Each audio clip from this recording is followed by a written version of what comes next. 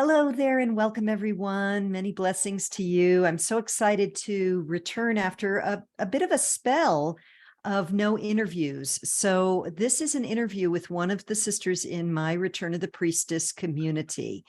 And I'm very, very happy to bring this beautiful woman to you today and her story and her beautiful book, because Mary Woods holds the frequency of New Earth. I really feel that. She is a light. She's like a little bit fairy-like almost. She's a woman who's had many life experiences and has really woven in a level of compassion, happiness, forgiveness, and wisdom that is rare, but I feel is the leading edge of what we are going to see as we move forward in our ascension journey. So Mary Woods, thank you so much for joining us today for this interview. Oh, Dawn, thank you so much for those lovely, kind words. You inspire me. Oh, yeah, it's definitely a mutual sister-friend love affair we've been cultivating here. So I wanted to start by first just showing your book, One Loving Life is All There Is, by Mary Woods. And I really want to say, Mary, that I was astounded at the amount of valuable insights, reflections, wisdom, quotes from many wise beings that you included in this relatively small book, all woven into a beautiful memoir of your life's journey that never gets caught. I've read other memoirs where they get caught in the weeds of their own personal details that are not relevant to other people. I feel like your journey, you sketched it out so beautifully and wove in, just like the braid-like imagery that we have here in the backdrop. That's how, and even the tree, the sort of weaving of the roots and the branches. This is how I feel this book landed for me. This weaving of wisdom, inspiration, a personal journey, and wise guidance. So I wanted to just frame that up first and really share that with people, because I want to encourage people to get your book, obviously, because I think it is a gift to us all at this time. Thank you so much for that. Feedback means so much to me, because we're putting it out there and being vulnerable and opening your life and trusting that this book wanted to be manifested was just why I wrote it. It's just because it kept coming to me, and I wrote it last summer, and it flowed out every day. I was very inspired with these ideas, and I really didn't have to do much research. It just was coming through. And then I put it on the shelf for several months because of its controversial nature. Which we're going to talk about in a minute. I want to weave that into. Yeah. But it did come out this 2023 in February. It was just published, and I got to do an audio book as well as a ebook and a paperback. Beautiful. Yeah. So I want to speak into the controversial piece and I want to frame this in a very specific way. And again, amazing that in this small book, you also teased out the most significant, important things for us to look at in terms of the overall global transformation. So you do not shy away from looking at the deep shadow. And in fact, I love the way you say it. I'm going to find it here because I actually not only underlined it in the book, I wrote it at the bottom of the page too. This is a worldwide awakening to the human shadow. Boom, mic drop. This is exactly it. You have so lovingly, without getting into the battlefield of right and wrong morality, laid out the clear agenda to keep us asleep, and how that is tied into the great awakening that we are undergoing. So there's no spiritual bypass going on, nor is there a digging into the minutiae of the shadow that is not necessary at a certain level of consciousness. So I feel like this is truly a gift. And I would say for anyone who has a family member or friend who's finally waking up to the nefarious nature of everything that's gone on in the last 3+ years, that this is, if they have a spiritual cognition to the greater arc of how to see things from a broader perspective, this is the book to share with them. At least read it yourself first, because we need loving ways to help our sisters and brothers who want to see, to understand that it is not about one crisis after another. This is a puppet master's agenda. And yet, this is all about us. It's all about our awakening. And we don't need to go down rabbit holes of anxiety about the nonsense that's going on.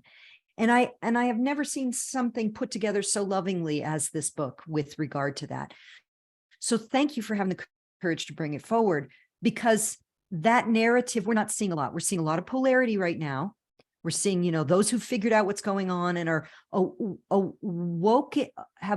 woken up or are awake to the greater truth. And then we see those who are kind of caught in the spell and those who are just like checked out.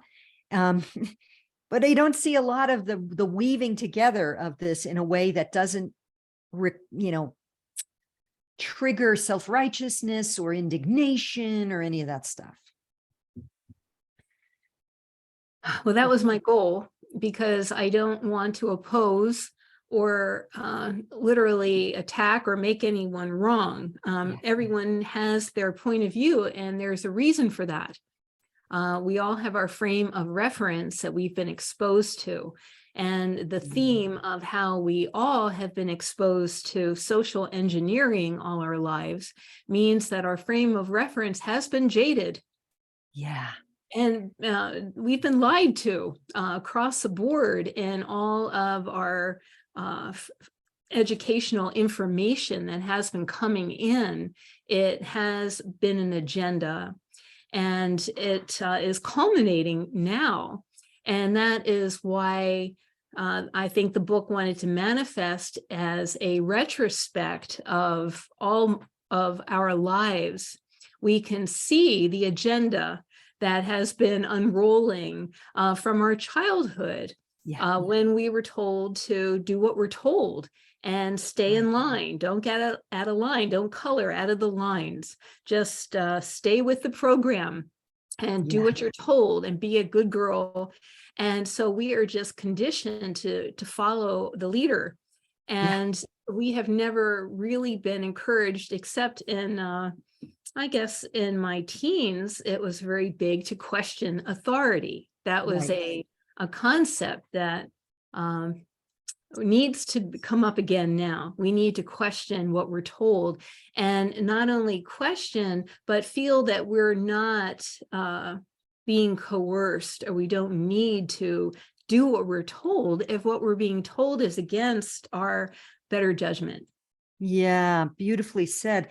I didn't think we would go here with this, but I do want to tease out something you just said about the teenage, the sort of rebellion energy. And I feel that this is also part of what did you call it? Not the program, it's the program. It's the engineering, you said, the engineering.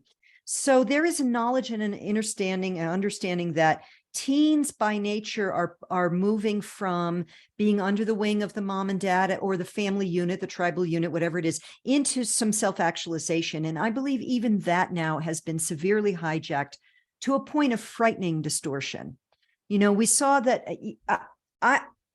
you talk about the CIA PSYOP and the whole psychedelic movement. And it's interesting because I am curious. I know that that Stanford studies and some of the CIA stuff really destroyed some people's lives. But I think it also got out of hand because people got turned on and tuned out and opened their consciousness in a way that I don't think the controllers necessarily wanted.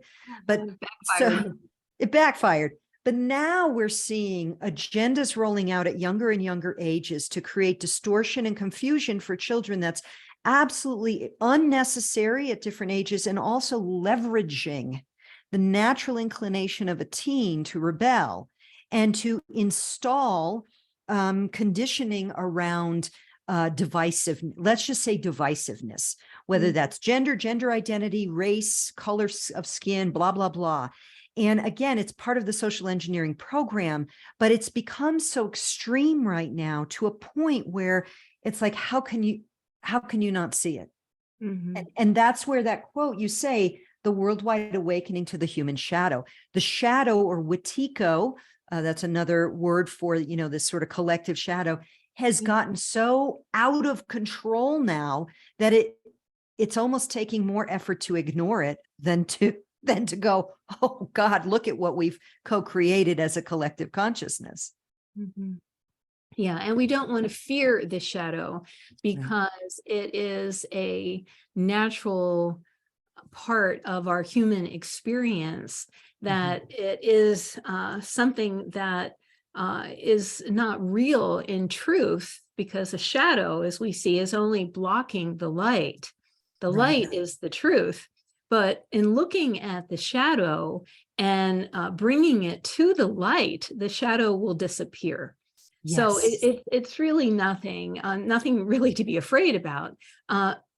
However, we don't want to skip the step of bringing it to the light, which is what the whole purpose of this time is, to uncover it, to see the Oz behind the curtain, who is just this little guy pulling levers. It's really not this formidable monster that we think it is.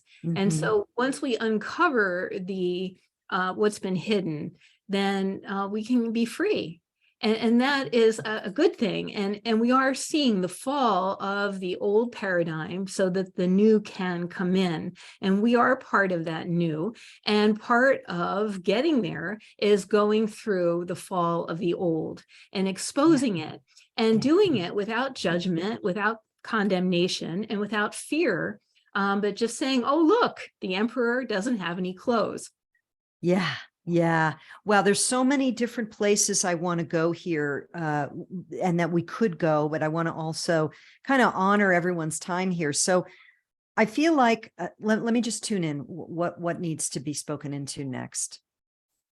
Yeah. There are many sisters and brothers of Earth, as we may still be ourselves or have been. We've invested a lot. We have a lot invested in the old system. That's why it's scary to see its collapse, whether that's our insurances, our mortgages, our, the money stuff is the current thing, our egoic constructs, or even our lifestyle.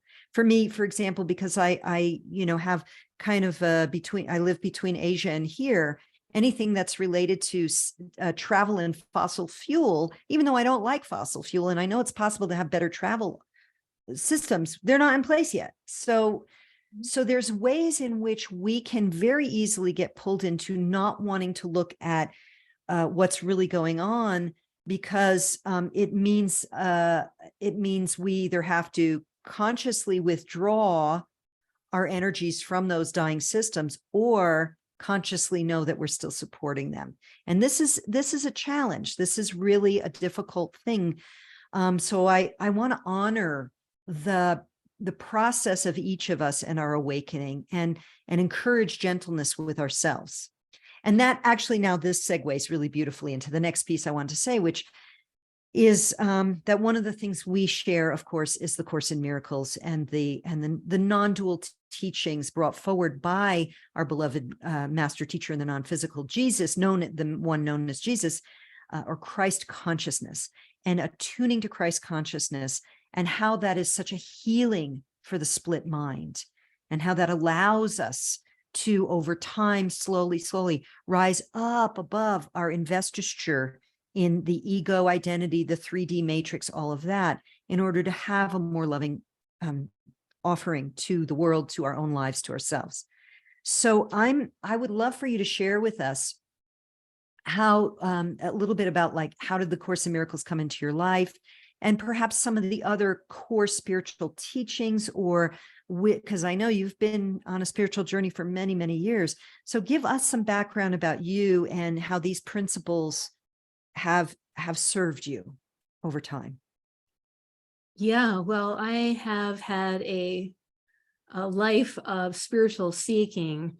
I was raised a Catholic, and when I was a teenager, I was very much into the Jesus freak movement, which recently came out in a new movie called The Jesus Revolution, where Mm. Kelsey Grammer plays this minister who is hosting these hippies in his church and bringing them into his congregation, because that was a big generation gap time, like it is now, where these hippies were hearing a different drummer and they were bringing in their message, and where they unified was spiritually. Mm. And so my spiritual path always was a way to unify instead of divide, because I Mm. realized that there's many paths, there's many different religions, and everyone has their unique way to follow. And Mhm. so I've embraced all of them and studied comparative religions, and resigned as my own teacher in 1984 and prayed to God for an assignment of what was in my best interest to study. And the very next day, A Course in Miracles came to me in the mail as the friend had sent it.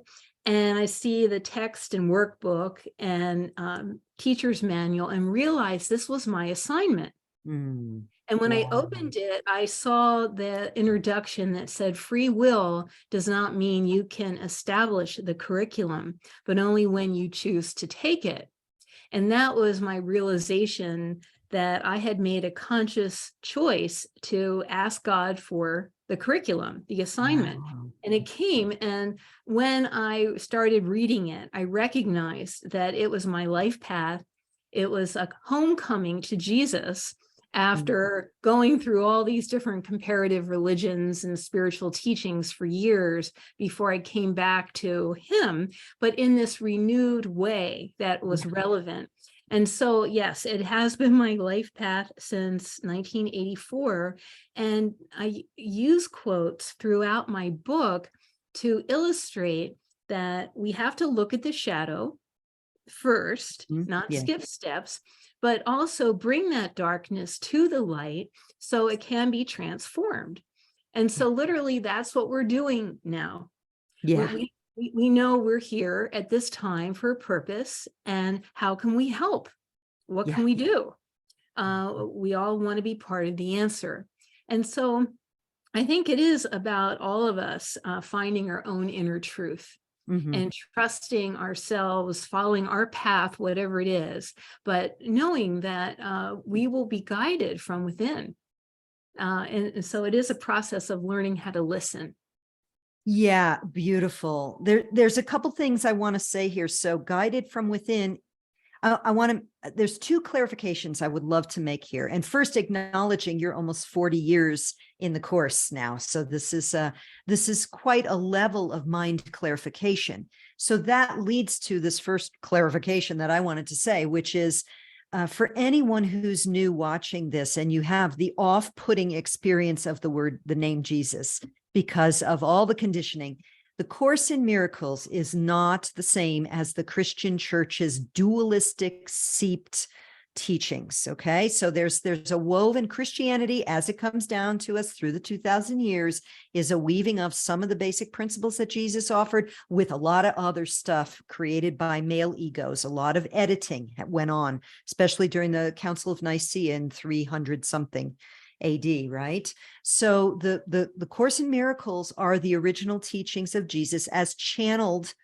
by the one we had known as Jesus, the Christ consciousness, and they are non-dual in nature. So they are, if you read Eastern traditions, if you're familiar with Eastern traditions, there's no contradiction there. There's really none that I've seen, not that I'm a super expert, but the book is really designed for the Western mind, especially those of us who were indoctrinated into Judeo-Christian concepts that had some beautiful principles, but steeped in duality, that we are separate from God, we are sinners, and we're separate from each other.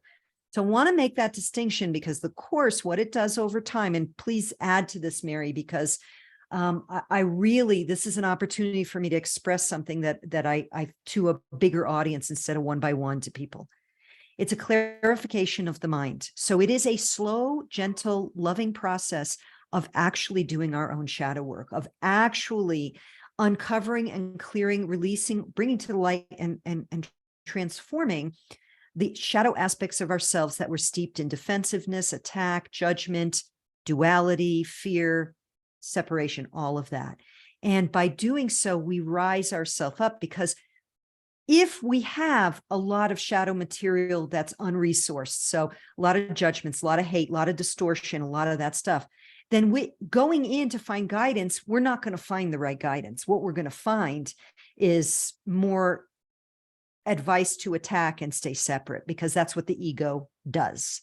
Right. So the course, it's like polishing the stone, peeling away the layers of the ego, so that the inner voice that is the Holy Spirit, the Holy Divine Mother within us, speaks to us, rather than more ego nonsense of our own judgments toward others and toward self. Yes, beautifully said. Yes. That is the path, that we all have to do our own work. And yet our own work is not our ego separateness so much, in that we want to first understand that the course is a metaphysical teaching, which takes us above the battleground, where we can identify with our common purpose as spiritual beings, having a dream of separation. And the goal is to wake up and remember who we are. And that is something that is a personal experience that we all will have with any spiritual path, I think will lead you there. But the course, as one path among many coming from Jesus, is a correction for the misperceptions of Christianity that were written in the Bible. And Jesus is saying, I said this, I didn't say that. And so he is asking for an open-mindedness to receive this new message. And for me, there is no inconsistency, no contradiction. The whole time it rang true. And yet I'm not saying that this is a path everyone needs to take. It is just one among many. It speaks to me, and that's why I use those metaphysical references in my book to illustrate a way to get above the battleground, go to that non-dualistic place of common purpose and vision, where we can look at it all without judgment. And that way it can be forgiven and healed. Yeah, beautiful. Beautiful. Okay. Wow. So much beautiful juiciness here still to uncover. Let me feel where I want to go next with this. Well, I guess I would like to, again, kind of touch more on you and what we could say your ministry. You've done many things, and so now you have this book. And are you doing any, like thinking of doing any coursework with it, or do you lead any groups with Course in Miracles? I think you've done that in the past, right? Tell us a little bit about what you're up to, in your own life and with others. Oh, well, everything really changed in 2020. I feel that my website, which you could go to and see all of my work, all of my teaching, my blogs, my projects, and different work that I've offered, and that is still what I'm offering. But everyone seemed to shut down and go within in 2020. Instead of getting together in groups like we used to, everyone's more virtual, online. And we've all been going through a big wake-up call as we watch the world change so rapidly. So honestly, I feel that my assignment now has been to really get grounded and really to harmonize and just be, in that big changes are coming, and our assignments will all be clear once they are. And in the meantime, this is a good time to prepare by doing our inner work So for the last 3 years, I've been doing this deep dive into my own psyche, getting help from other sisters online who can help me see things that I haven't been able to see within myself, and do the clearing, the releasing, and really getting ready. Like the Course says, your ministry will begin when your thoughts have been purified. And so I feel like we're all purifying our thoughts from attack and judgment and fear, and getting so that we can all be clear channels for the Holy Spirit. And that's how we can be really helpful. Oh, thank you so much for sharing that. That is so priceless right now as we record this on the new moon eclipse in Aries, because I'm noticing that because the Aries has the war god energy, and a frustrated Aries that can't go direct towards something can go on the attack or be frustrated or attack within. And I'm noticing that stuff has been coming up into my mind. It's like, whoa, I thought I cleared that. Some anger stuff. So it's like layers of the clearing and challenges as well, because of the intense level of bombardment energetically. And we are experiencing both in terms of the light, the photon belt, the Schumann resonance, all of that, but also in terms of the ongoing onslaught of the next thing, as my husband says, the rage du jour. What's the thing to get pissed off about today? And even though I don't watch the news, I don't even have a TV or anything, but it's hard not to feel that. I would say specifically, having just come back from Asia, specifically here in the States and in the Western world, because here in the States, we're also undergoing our Pluto return. So there's a level of sort of madness going on. And as you said, our ministry, or as Jesus said, our ministry begins when we have clarified our minds of the obstructions to love's presence, or however you said it. And so this is a time for us to I feel it's like some of us are getting weary. We're like, this is still going on. Really? I'm still dealing with this? And to fortify ourselves through as much tender, loving care for ourselves as we can, and keep our vision on the mission. Each of us will have a ministry that either is clear right now or is changing. Like my assignment I see is changing. I'm starting to do grid work and working at an energetic level where before my mind was too dense to perceive those things. So I'm really grateful for you to share that you've been in a rest period and really recognizing there's a time now, a pause for those of us who will be leaders of the light as the old unwinds even more. And so I'll be curious with the comments, and I want to invite anyone who wants to share, please let us know kind of how you've felt during this period of time. If you're feeling like, is it one thing after another you're dealing with, or is it more like waiting for the next assignment, or what's going on for you? So kind of going all over the place. There's so much there's so much we can talk about here. Those of us who've been holding the light, the priestesses, starseeds, light workers, we have been carrying a lot, and we may have yet more to go. So fortifying ourselves is important at this time. Would you share with us a little bit about maybe some of your any practices or any tips or recommendations of how we can really be care-filled for ourselves at this time? Yes, that's a lovely question, because it's been rough. You're right. We all have felt weary. There's like a bombardment of energy. And thinking of that means that we want to counterbalance that by thinking of everything in terms of vibrational frequency or resonance. What we want to be able to resonate in a harmonious place. And for me, the spiritual practice for me now is more a communion with spirit. Instead of, Mhm. in life, I've gone through many different cycles and phases of practices, but it's like Mhm. playing an instrument. For years when you're learning to play the instrument, you have to read the music and learn the chords and the notes and everything.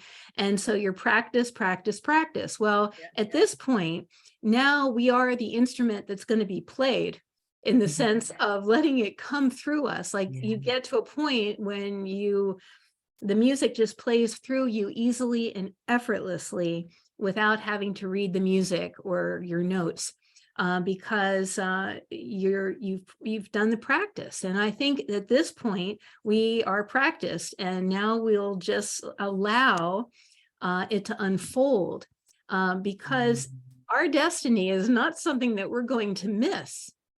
The very the very fact that we have a purpose to fulfill means we will.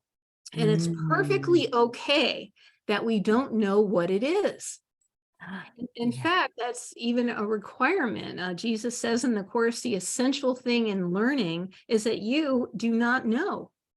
And so Mm. he says, step back and let him lead the way. So that's the idea. Beautiful. If we have an assignment, then we will be guided on what to do and when to do it, and actually allow the Holy Spirit to do it for us. So it's easy and effortless. In the meantime, we just live our one loving life. We're balanced and we are happy and we resonate with what we love to do. So you care for your life and your loved ones and your home and your yard and all the things that need to be done. You live your life, and then we'll all do what we need to do in response to the changes as they come. But Mm. for now, I've been looking without judgment. I look at the news, I look at all the different sources of information that are coming out, but I do it from a place of detachment and non-judgment. And then Mm. I turn it off and just have silence to balance it so I can listen within. Uh-huh. Beautiful. Beautiful. And yeah, thank you for also pointing out that we don't need to know. And the other piece which you touched on, maybe didn't say specifically, but that living a happy life, God wants us to be happy. Living a happy life actually is the service. There may be another mission, like I said, for me, grid work is starting to be like I have an activity, and as a leader, I have, a work to do, let's say. But the most important thing is to be in an attunement with love, because we're all one, and that frequency then is an extension to all our sisters and brothers of Earth.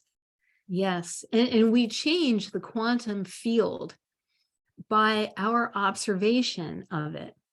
So Mm. when we look at the shadow, for example, and blow its cover, we are lifting everyone, because it's like, oh, once you see the Oz is just this little man behind the curtain, then, oh, that's really not what I thought it was. It's nothing to really fear. And that's all it is. We just have to get through this time of disclosure of what has been hidden. And we will get through it. It's taken longer than we all thought it would. Yeah. But what is false will fall, and what is true will rise. And we just have to be patient with the process and trust the process, and trust in a happy outcome to all things, because we are the positive timeline. We are the loving answer, and we are the better way. Beautiful words. We are the loving answer. We are the better way. Thank you. So Mary, how can people reach you to get your book and read more, connect with you, reach out to you? What's the best way? Well, my husband, David, helped me build a website to act as both a culmination of all of my work Mhm. and a place to buy the book. Great. So, Perfect. yeah, so it is real simple. It is onelovinglife.com. Great. So it's the title of your book, One Yeah. Loving Life, all one word.com. Yeah. And there's And a way to reach you personally there too. There's a link to yes, your email. yes, Uh-huh. there's a contact form on the website. And then I have a personal email, mary@onelovinglife.com. Easy. I'd love for you to read my book. It's an easy read. It is. It takes you through the decades of our lives. And I think that it's not just about me, it's about us and the experience of what it was like to be alive during these times. And I'm sure a lot of people will resonate with that. And especially the culmination of times, like I call the 2020s a decade of the spiritual warrior, because I feel that this is a time that we've been practicing for and waiting Yes. for. We're the ones that we've been waiting for, because we just need to show up. Yeah. And whatever assignment or work needs to come through will. So for me, reaching out to sisters like you is a big part of it, because I feel that we need each other Yes. to realize our common purpose and to support each other. And I so appreciate you wanting to support me and my book, because I would like to get it out there to a bigger audience, Yes. finding the people that really it will speak to and be helpful for. So we'll see what comes from that. Maybe there will be discussion groups or classes and things online, ways that we can connect with one another. Because I think we're all looking for our soul family now. Yeah. You know, who are our people? Who do we resonate with? Yeah. And I think at this point we're finding we're connecting online. Yes, online and starting again in person, some, but we do have this as a resource, so we don't have to be limited by finances or distance or whatever the latest shenanigans is in the collapsing 3D system. Yes. I just want to say one final thing. So again, onelovinglife.com in order to get your copy of the book. And I want to just remind us all about frequency and how someone who has worked 40 years, nearly 39 years now, to clarify her mind of the split of the obstructions to love's presence holds a frequency that is something to be inspired by, and that can gift all of us. So even by reading the book, you're reading a book at a high frequency. Any of you are familiar with the work of Power versus Force, David Hawkins, and the different frequencies. I would guess if he tested this book, it would be at a very high frequency. So again, anyone who wants to get it, onelovinglife.com. And Mary, thank you so much again. Any final parting thoughts before we complete for today? Oh, Dawn, thank you. You made me very happy with those kind words. And it is an answer to my prayers to be truly helpful. I think we could end with that prayer from A Course in Miracles. It's in chapter 2. That's the healer's prayer. It says, I am only here to be truly helpful. I am here to represent He who sent me. I do not have to worry what to say or what to do, because He who is with me will guide me. And I am content to be wherever He wishes, knowing that He is there with me. And I will be healed as I let Him teach me how to heal. Blessed be. Thank you. Thank you very much. And thank you everyone who watched and stayed with us till the end. It is such a pleasure to share Mary Woods and her beautiful work and her beautiful heart with all of you as one of the members of my Return of the Priestess community. Thank you again, Mary. Much love to you, sister. And I look forward to our next connection as well. Thank you, Dawn. Blessed be. Blessed be.